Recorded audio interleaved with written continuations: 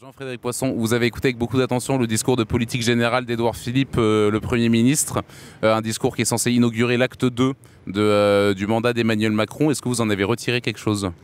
La première question que je me pose, c'est pourquoi fallait-il un discours de politique générale ? Habituellement, on en fait un lorsque le gouvernement a changé, lorsque le Premier ministre a remis sa démission, quitte à ce qu'il soit renommé dans l'instant d'ailleurs par le Président de la République, ou bien quand il se trouve une nouvelle inflexion particulière dans la politique conduite par le gouvernement, dont le Premier ministre souhaite faire part à sa majorité et obtenir en retour un vote de confiance. Aucun de ces trois événements ne s'est produit. Et la première conclusion que j'en retire, c'est que malgré tous les épisodes que nous avons connus et la crise sociale très importante qui grève notre pays aujourd'hui, je ne vois aucune forme d'inflexion dans la politique gouvernementale, si bien que ma première réaction consiste à dire que le Premier ministre a fait un discours de politique générale pour rien. La seule inflexion, c'est, et on est en droit de penser que c'est dû au résultat des élections européennes, c'est que bizarrement la transition écologique est devenue la priorité numéro 1 du gouvernement. Il passe d'ailleurs par l'ordre de présentation avant la justice sociale, ce qui est un peu baroque, mais c'est ainsi. Sinon, écoutez, j'ai retenu de manière surprenante un discours de politique générale qui présente un bilan de la France après 2 ans de macronisme que je suis loin de partager. Je considère que la satisfaction, l'autosatisfaction du Premier ministre et du président du groupe majoritaire Gilles Legendre sont absolument hors de propos, parce que ce que je vois dans la France d'aujourd'hui, c'est une violence sociale qui s'accroît, c'est une division des Français les uns contre les autres qui n'a jamais été aussi importante. Et pour finir de répondre à votre question, nous sommes habitués maintenant aux effets d'annonce qui ne sont pas suivis de conséquences de la part du président de la République ou de son gouvernement. Donc écoutez, on jugera sur pièce. Quelques-uns des objectifs sont intéressants à voir donc. Maintenant, la mauvaise nouvelle, c'est que la PMA pour tous arrive au mois de septembre et que nous ne sortons décidément pas des vieilles lunes idéologiques quinquennat après quinquennat. C'est malheureux. Justement, oui, c'est ça. Cette loi de bioéthique qui va arriver va justement permettre, a priori, sauf... Justement, cette loi de bioéthique va voir apparaître en juillet une proposition de loi visant à légaliser la PMA pour les couples de femmes, en tout cas la PMA sans père, comme le dit la Manif pour tous. Est-ce que, selon vous, ça répondait à une priorité du gouvernement ? Est-ce que ça répondait à un agenda ? Est-ce que ça répondait à une promesse de campagne, en fait ? Et y avait-il urgence à statuer là-dessus ? Il y a non seulement aucune urgence, mais dans une large mesure, et je peux retirer d'ailleurs dans une large mesure, mécaniquement, comme nous avons eu l'occasion de le dire pendant le débat sur le mariage pour tous, ça ouvre la porte à la légalisation des mères porteuses. Donc non seulement il n'y a pas d'urgence, mais c'est même criminel à l'égard de la marchandisation des enfants et de l'instrumentalisation des femmes dans l'avenir que de voter une telle disposition. Et c'est même en tout cas très attentatoire à la dignité des enfants qui naîtront sans père et à qui on va infliger une punition qu'aucun d'entre eux ne mérite ni ne demande.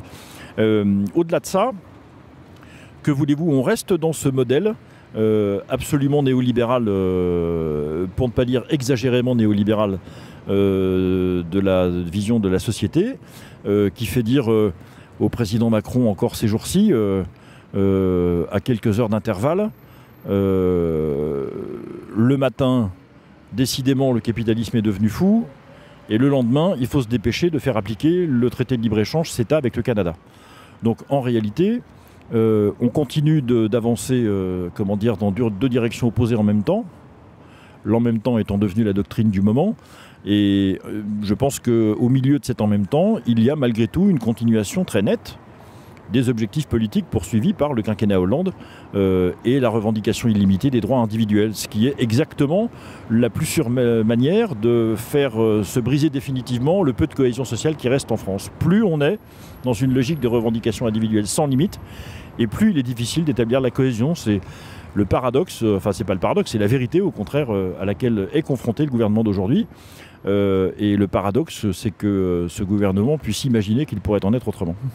Le Premier ministre a offert également un enterrement de première classe au Parti Socialiste et aux Républicains en lâchant cette petite phrase, en disant que l'urgence n'était pas de ressusciter la gauche ni de sauver la droite, mais l'urgence était au pays, comme si finalement il actait le décès de ces 2 formations politiques. C'est le sentiment que vous avez eu aussi ? Il serait ravi qu'effectivement, le parti dont il tient sa légitimité, puisque la légitimité du Premier ministre dépend du Parlement, et c'est la République En Marche qui est majoritaire à l'Assemblée nationale. Il serait très heureux que les 2 principales, en tout cas historiques, formations d'opposition au macronisme ait disparu. Je pense qu'il n'a pas tout à fait tort pour les Républicains, dont la question se pose de savoir pourquoi maintenant et à quoi il sert de voter pour les Républicains dans un contexte où décidément il semble adopter le projet néolibéral en refusant le frein néoconservateur ou l'équilibre conservateur qui pourrait contenir un petit peu cette idéologie libérale.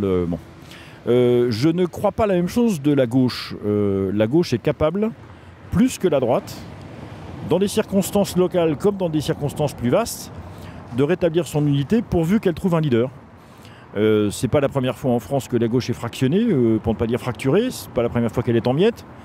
Elle s'en relèvera, je ne sais pas quand, mais en tout cas, si je crois effectivement le macronisme néolibéral parfaitement capable d'absorber de manière quasi définitive le parti des Républicains, enfin les 72 maires qui ont quitté le bateau récemment en sont un exemple, et ça va continuer, je pense. En revanche, il n'en est pas de même de la gauche. Et je suis persuadé que la gauche finira par se restructurer, de sorte que nous aurons une vie politique non pas bipartite, mais tripartite, avec 3 tiers qu'on a vu émerger aux européennes, un bloc conservateur qu'on peut appeler droitier si on veut, mais c'est plus complexe que ça, un bloc néolibéral, et un bloc de gauche qui reviendra à ses amours de gauche dès qu'il aura trouvé un chef pour le faire. C'est probablement la configuration de la vie politique française à laquelle nous devons nous préparer. Dans ce contexte, les Républicains s'éclateront. Certains d'entre eux iront vers le bloc conservateur et indépendantiste, entre guillemets, et d'autres se retrouveront très facilement dans le bloc libéral et mondialiste représenté par Emmanuel Macron.